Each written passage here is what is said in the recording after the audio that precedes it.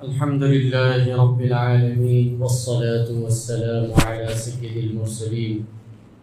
وعلى آله وأصحابه أجمعين أما بعد فقد قال الله تبارك وتعالى في القرآن المجيد والفرقان الحميد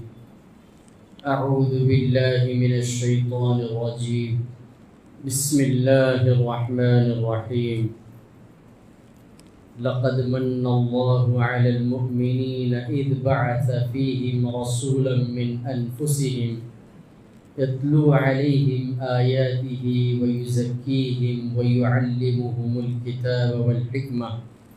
وإن كانوا من قبل لفي ضلال مبين صدق الله العظيم. قابل احترام بزرگوں اور عزیز دینی بھائیوں،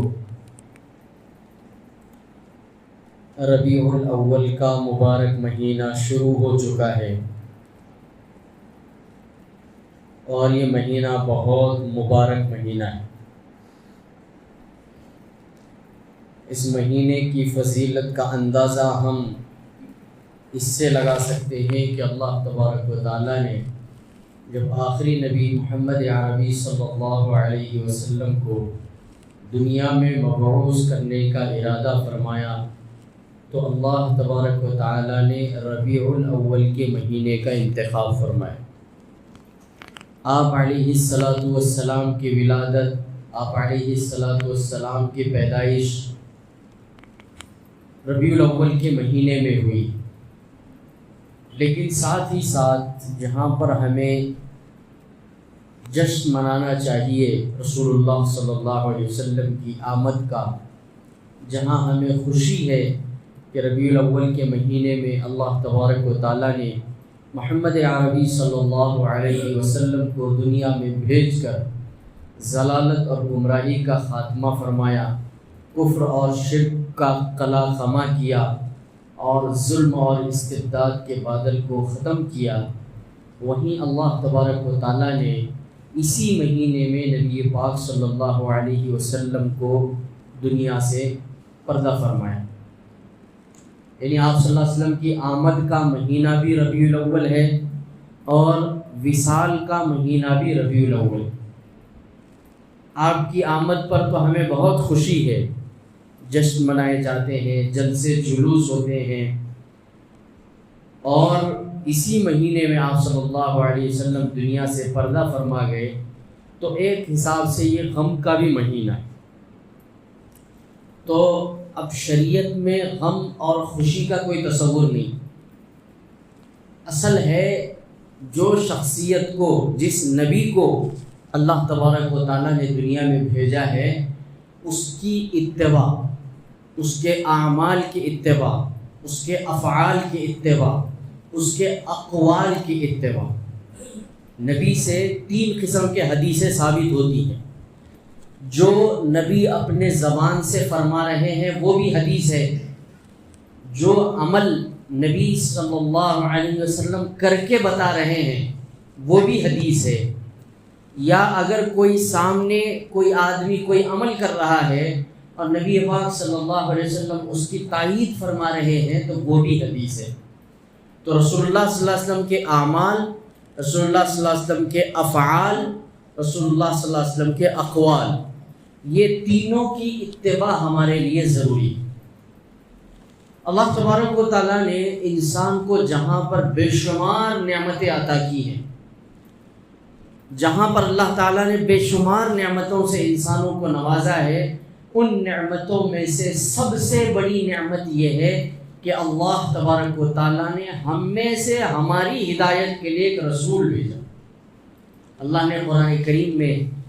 ارشاد فرمایا لقد من اللہ علی المؤمنین اذ بعث فیہم رسولا من انفسہم، کہ اللہ تبارک و تعالیٰ نے مومنین کے اوپر احسان کیا. کیا احسان کیا؟ کہ اللہ تبارک و تعالیٰ نے انہی میں سے ایک نبی ان کی رہنمائی کے لیے، ان کے گائیڈنس کے لیے، اچھے اور برے کی تمیز سکھانے کے لیے، حلال اور حرام کا فرق بتانے کے لیے ایک نبی کو بھیجا. پھر وہ نبی اللہ تبارک و تعالیٰ کی کتاب کی تلاوت بھی ان کے سامنے کرتے ہیں، اس کی تعلیم بھی دیتے ہیں، ان کا تزکیہ بھی کرتے ہیں، ان کے لیے گاہے بگاہے واعظ و نصیحت بھی فرماتے ہیں۔ اور نبی کے آنے سے پہلے پوری دنیا کے اندر ضلالت اور گمراہی پھیلی ہوئی تھی، ظلم اور استبداد کا بازار گرم تھا، جگہ جگہ قتل و غارت گیری اور خون بہانے کا رواج عام تھا۔ لیکن جب نبی پاک صلی اللہ علیہ وسلم آخری نبی بنا کر کے دنیا میں بھیجے گئے تو اللہ نے اس نبی کے طفیل، اس نبی کی برکت سے، ان کی قربانیوں کی برکت سے، ان کی محنتوں کی برکت سے پوری دنیا سے ضلالت اور گمراہی کو ختم فرمایا۔ تو جہاں پر اللہ تبارک و تعالیٰ نے انسان کو زندگی گزارنے کے لیے بے شمار نعمتیں عطا کی ہیں تو بندوں کو ان نعمتوں کا شکر ادا کرنے کا حکم دیا ہے۔ وہیں پر ایک نعمت ہمارے اوپر یہ ہے کہ اللہ نے ہم کو ایک بہترین نبی عطا فرمایا، تو ہمیں اس کے اوپر بھی شکر کرنے کی ضرورت ہے۔ اور دیکھیے نبی تو دنیا میں بہت سارے آئے، تقریباً 1.25 لاکھ انبیاء علیہم السلام دنیا میں آئے، لیکن جو مقام و مرتبہ محمد عربی صلی اللہ علیہ وسلم کا ہے وہ کسی اور نبی کا نہیں ہے۔ آپ صلی اللہ علیہ وسلم خاتم النبیین ہیں، آپ صلی اللہ علیہ وسلم رحمت للعالمین ہیں، آپ صلی اللہ علیہ وسلم امام الانبیاء ہیں، آپ صلی اللہ علیہ وسلم سرور کونین ہیں، آپ صلی اللہ علیہ وسلم کے طفیل میں ہی اللہ تبارک و تعالیٰ نے اس آسمان اور زمین کو بنایا ہے، چاند اور سورج کو بنایا ہے، اس دنیا کے کارخانے کو اللہ تعالیٰ نے نبی پاک صلی اللہ علیہ وسلم کے طفیل میں سجایا،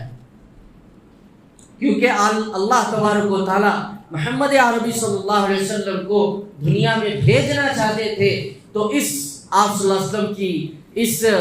بھیجنے کی کیفیت کی وجہ سے اللہ تعالیٰ نے اتنی بڑی دنیا کو سجایا۔ نبی پاک صلی اللہ علیہ وسلم کے مقام و مرتبے کا اندازہ آپ اس بات سے بھی لگا سکتے ہیں کہ اللہ تبارک و تعالیٰ نے عرش کے اوپر اپنے نام کے ساتھ کسی اور نبی کا نام نہیں لکھا سوائے محمد عربی صلی اللہ علیہ وسلم۔ اور خود اللہ تبارک و تعالیٰ فرماتے ہیں کہ اگر محمد صلی اللہ علیہ وسلم کو دنیا میں بھیجنا نہ ہوتا تو میں اس دنیا کو بناتا ہی نہیں۔ پھر آپ صلی اللہ علیہ وسلم کے مقام و مرتبے کا اندازہ اس بات سے بھی لگا سکتے ہیں کہ جتنے بھی انبیاء علیہ السلام دنیا میں آئے، ہر نبی نے یہ دعا کی کہ اللہ تعالیٰ ہمیں کاش کہ آپ محمد صلی اللہ علیہ وسلم کی امت میں پیدا فرماتے، لیکن اللہ تبارک و تعالیٰ نے صرف ایک حضرت عیسیٰ علیہ السلام کے علاوہ تمام انبیاء کی دعاؤں کو قبول نہیں کیا۔ عیسیٰ علیہ السلام قرب قیامت آئیں گے اور نبی پاک صلی اللہ علیہ وسلم کی امت میں پیدا ہو کر کے آئیں گے، اور یہی جو شریعت اور یہی جو قرآن اور یہی جو دین اسلام ہے اسی کی تبلیغ کرتے ہوئے دنیا سے چلے جائیں۔ تو کہنے کا مطلب یہ ہے کہ اللہ تبارک و تعالیٰ نے ہمیں نبی آخر الزمان صلی اللہ علیہ وسلم کی امت میں پیدا فرمایا ہے، جو ہمارے لیے ایک بہت بڑا امتیاز ہے، یہ ہمارے لیے بہت بڑے اعزاز کی چیز ہے۔ لہٰذا ہمیں چاہیے کہ جو ہمارے نبی ہیں اس نبی کے ہم سچے فالوور بن جائیں، اس نبی کے ایک ایک سنت طریقے پر ہم عمل کرنے والے بن جائیں، اس نبی کی جو تعلیمات ہیں ان تعلیمات کے مطابق اپنی معاشرت، تجارت، ملازمت، دنیا کے جتنے بھی شعبے ہیں ہر شعبے میں رسول اللہ صلی اللہ علیہ وسلم کی سیرت کی روشنی میں ہم زندگی گزارنے کی کوشش کریں۔ دنیا میں ایک واحد ایسی شخصیت ہے، جب سے یہ دنیا بنی ہے اس سے لے کر قیامت تک صرف ایک ایسی واحد شخصیت ہے کہ اللہ تعالیٰ نے ان کے ایک ایک سیکنڈ کو محفوظ کیا ہے۔ آپ صلی اللہ علیہ وسلم کی زندگی کے اوپر ہزاروں کتابیں لکھی گئی، صرف مسلمانوں نے ہی نہیں بلکہ غیروں نے بھی ان کے اوپر کتابیں لکھی، اور آپ صلی اللہ علیہ وسلم کے اخلاق، آپ صلی اللہ علیہ وسلم کے کردار، آپ صلی اللہ علیہ وسلم کی تعلیمات، آپ صلی اللہ علیہ وسلم کی قربانیاں، اور آپ صلی اللہ علیہ وسلم کے جو معاشرے میں رہنے کے جو اصول اور ضوابط نبی پاک صلی اللہ علیہ وسلم نے بیان کیے ہیں، اس کا انہوں نے اعتراف کیا ہے کہ جو لوگ بھی اتنی عظیم الشان شخصیت کی اتباع کریں گے اور ان کی تعلیمات کو جان کر اپنے زندگی میں اس کو عمل میں لے آئیں گے تو پھر وہ قوم کبھی بھی ذلیل اور رسوا نہیں ہو سکتی۔ یہ غیروں کا اعتراف ہے۔ اور بعض تو ایسے بھی ہیں کہ جنہوں نے رسول اللہ صلی اللہ علیہ وسلم کی سیرت کو اس وجہ سے لکھنا شروع کیا تھا تاکہ آپ صلی اللہ علیہ وسلم کو بدنام کیا جا سکے، آپ کی سیرت میں کچھ کمیاں نکال کر کے ان کے سلسلے میں شک و شبہات مسلمانوں کے ذہنوں میں پیدا کر سکے۔ لیکن اللہ تبارک و تعالیٰ نے سیرت پڑھتے پڑھتے جب وہ آپ صلی اللہ علیہ وسلم کی سیرت میں ڈیپ چلے گئے تو اللہ نے ان کو ہدایت عطا فرمائی۔ تو آپ صلی اللہ علیہ وسلم کی زندگی کے بارے میں لکھنے والے کو اور پڑھنے والے کو جب اللہ تعالیٰ ہدایت عطا فرما رہے ہیں، ہم کو تو اللہ تعالیٰ نے رسول اللہ کا امتی بنایا ہے۔ اگر ہم آپ صلی اللہ علیہ وسلم کی سنتوں پر، آپ کی تعلیمات پر عمل کریں گے تو بتاؤ ہم دنیا اور آخرت میں کامیاب ہو سکتے ہیں کہ نہیں ہو سکتے؟ کوئی شک و شبہ نہیں ہے، کامیابی صرف اور صرف رسول اللہ صلی اللہ علیہ وسلم کے طریقے میں ہے، اللہ کے احکامات پر عمل کرنے میں ہے۔ آپ صلی اللہ علیہ وسلم کے علاوہ غیروں کے جتنے طریقے ہیں ان طریقوں میں ناکامی ہے، ان طریقوں میں کامیابی کی کوئی گارنٹی نہیں ہے۔ یہ ہمارا عقیدہ اور یہ ہمارا ایمان ہونا چاہیے۔ ہم جو کلمہ شہادت پڑھتے ہیں، لا الہ الا اللہ محمد رسول اللہ صلی اللہ علیہ وسلم، اس کا تقاضا یہی ہے کہ ہمارے دل میں غیر اللہ کا یقین ختم ہو جائے، ہماری جو پیشانی ہے اللہ کے علاوہ کسی اور کے سامنے نہ جھکے، اور ہماری ہر آرزو، ہماری ہر خواہش، ہماری ہر ضرورت سوائے اللہ کے کسی اور کے سامنے پیش نہ ہو، اور جو محمد صلی اللہ علیہ وسلم کی ذات گرامی ہے وہ ذات گرامی بھی ہمارے نزدیک کائنات کی تمام انسانیت سے زیادہ محبوب ہے، یہاں تک کہ میرے ماں باپ، میرے بیوی بچوں سے بھی زیادہ محبوب ہے۔ اور آپ صلی اللہ علیہ وسلم کے طریقوں میں 100% کامیابی ہے، غیروں کے طریقوں میں 100% ناکامی ہے۔ یہ یقین اور یہ میسج جو ہے یہ لا الہ الا اللہ محمد رسول اللہ دیتا ہے۔ تو عزیزان گرامی، ربیع الاول کے مہینے میں آپ صلی اللہ علیہ وسلم کی پیدائش ہوئی ہے،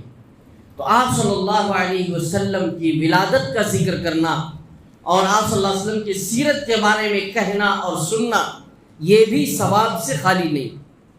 تاکہ ہم دیکھیں کہ ہمارے نبی اتنے عظیم الشان نبی ہیں، لیکن اس کے باوجود انہوں نے اس امت کی فلاح اور بہبودی کے لیے، اس امت کو جہنم سے بچانے کے لیے، اس امت کو جنت کا مستحق بنانے کے لیے، اس امت کو اللہ کی ناراضگی سے بچانے کے لیے، اس امت کو عرش کا سایہ عطا کرنے کے لیے کتنی قربانیاں برداشت کی ہیں، کتنی تکلیفیں برداشت کی ہیں، کتنے لوگوں کے لعن اور طعن انہوں نے سنے ہیں۔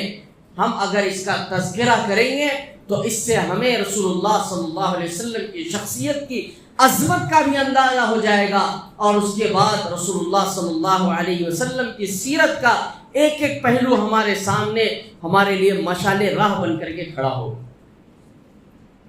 اللہ تبارک و تعالیٰ نے جس خاندان کو رسول اللہ صلی اللہ علیہ وسلم کی ولادت کے لیے قبول کیا تھا، وہ خاندان قریش، جو جزیرۃ العرب کا سب سے معزز، سب سے قابل احترام اور سب سے بڑے مقام مرتبے والا خاندان تھا۔ قریش کے علاوہ جتنے بھی خاندان اور قبیلے جزیرۃ العرب میں آباد تھے وہ سب کے سب ضلالت اور گمراہی میں تھے، لیکن نبی پاک صلی اللہ علیہ وسلم کے خاندان کو اللہ تعالیٰ نے ان تمام برائیوں سے محفوظ رکھا تھا۔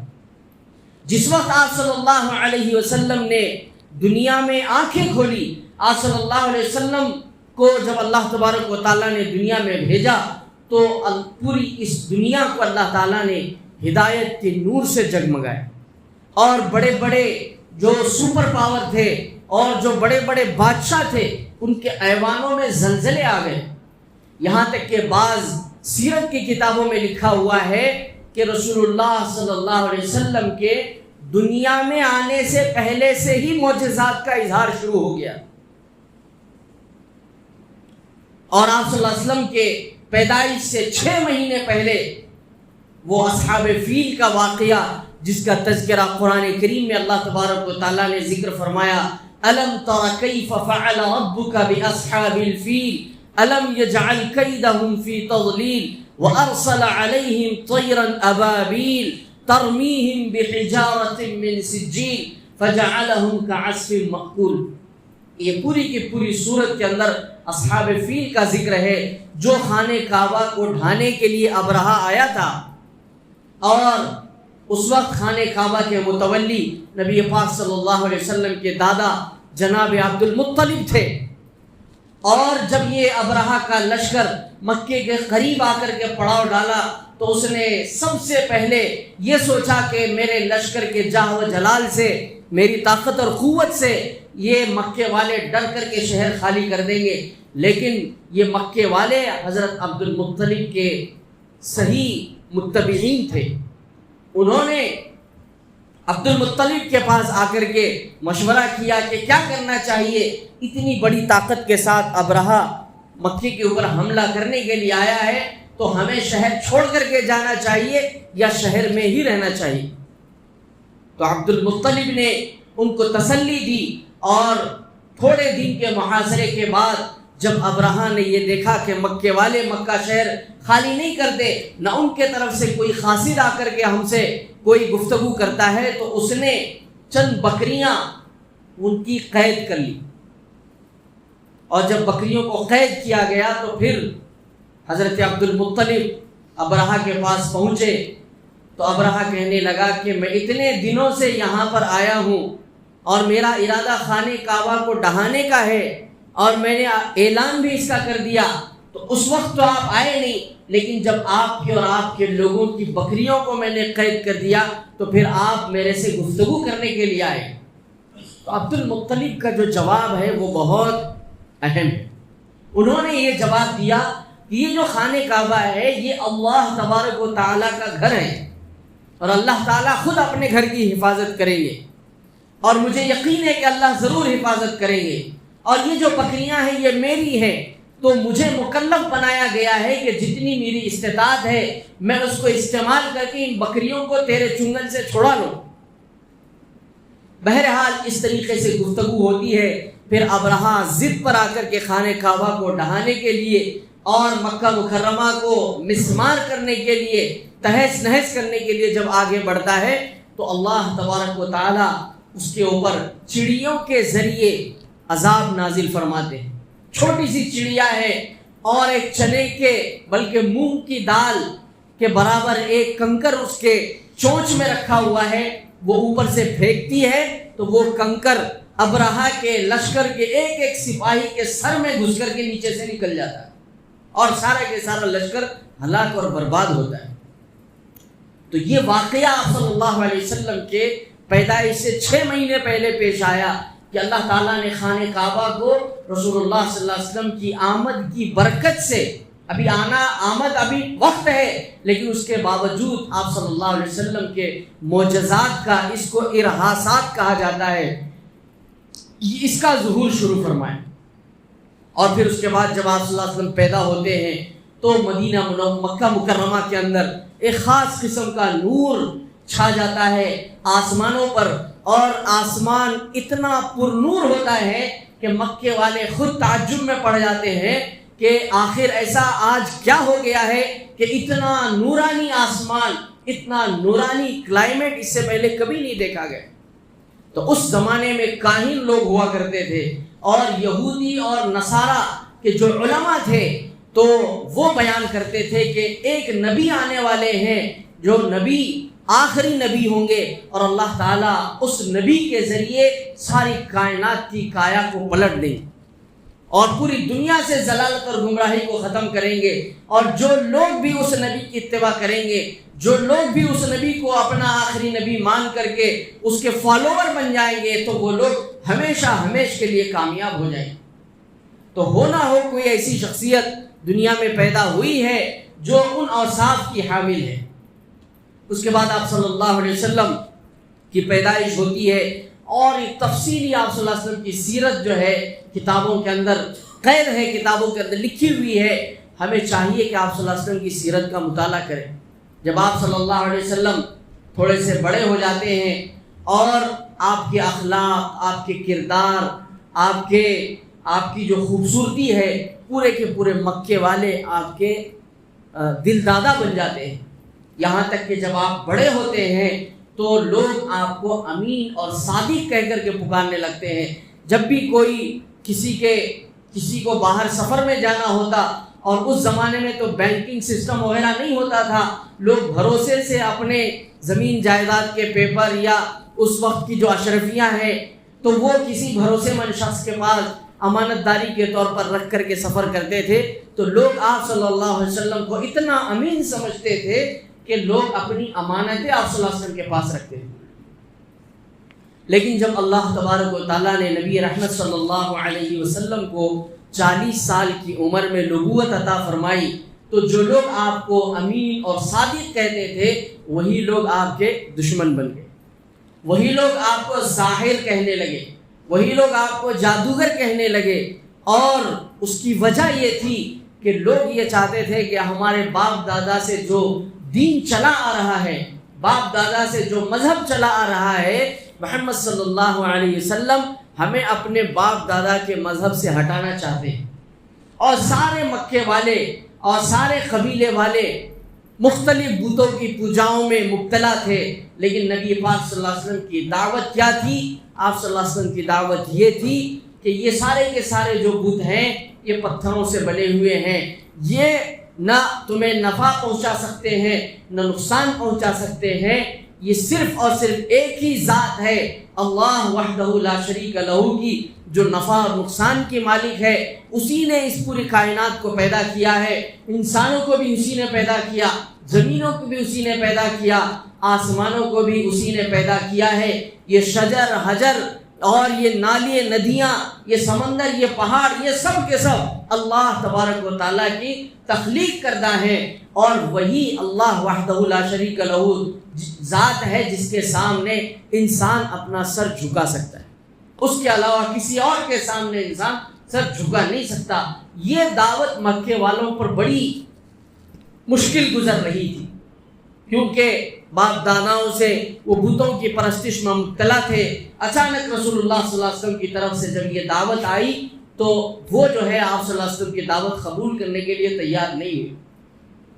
لیکن کچھ جانثار صحابہ تھے، کچھ جانثار دوست تھے جو آپ صلی اللہ علیہ وسلم کو نبوت سے پہلے بھی اپنے جان سے زیادہ عزیز رکھتے تھے، نبوت کے بعد بھی اپنے جان سے زیادہ عزیز رکھتے تھے. ان میں حضرت خدیجہ رضی اللہ تعالیٰ عنہ جو آپ صلی اللہ علیہ وسلم کی اہلیہ محترمہ ہے، اور اس کے بعد ابو بکر صدیق رضی اللہ تعالیٰ عنہ، حضرت علی رضی اللہ تعالیٰ عنہ، اس طریقے سے 4-5 صحابہ ہیں جنہوں نے سب سے پہلے اسلام قبول کیا. تو عزیزان گرامی، انشاءاللہ اس ربیع الاول کے مہینے میں ترتیب وار رسول اللہ صلی اللہ علیہ وسلم کی سیرت کو ہم کہیں گے اور سنیں گے، کیونکہ رسول اللہ کا تذکرہ بھی ثواب سے خالی نہیں. اور رسول اللہ صلی اللہ علیہ وسلم کا تذکرہ کرنے سے رسول اللہ صلی اللہ علیہ وسلم کی محبت ہمارے دل کے اندر پیدا ہوگی. اور آپ صلی اللہ علیہ وسلم کی محبت جب دل میں پیدا ہو جاتی ہے تو پھر اللہ تبارک و تعالیٰ یغفر لکم ذنوبکم، یعنی رسول اللہ کی اتباع کا شوق ہم کو پیدا ہو جاتا ہے. اور جو انسان رسول اللہ کی اتباع کرتا ہے تو گویا وہ اللہ کی اتباع کر رہا ہے، اور جو اللہ اور اللہ کے رسول کی اتباع کرتا ہے تو پھر اللہ تبارک و تعالیٰ اس کو بخش دیتے ہیں، اس کو ذلت اور رسوائی سے بچا لیتے ہیں، اور دنیا کے اندر بھی اور آخرت کے اندر بھی اس کو کامیاب اور کامران کرتے ہیں. اللہ تبارک و تعالیٰ سے دعا ہے اللہ تعالیٰ ہم سب کو کہنے سننے سے زیادہ عمل کرنے کی توفیق عطا فرمائے.